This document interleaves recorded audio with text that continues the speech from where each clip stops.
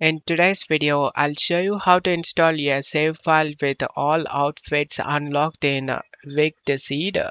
Check my video description for the save file download link. Right click and select WinRAR and select open with WinRAR.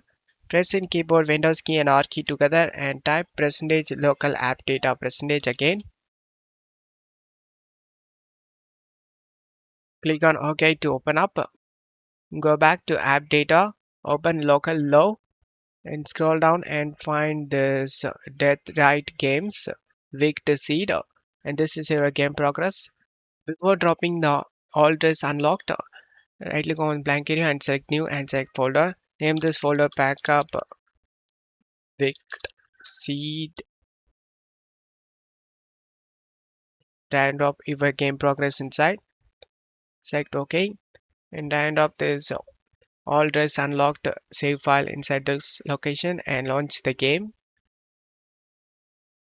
Once you are in game, press the tab key and go to costumes.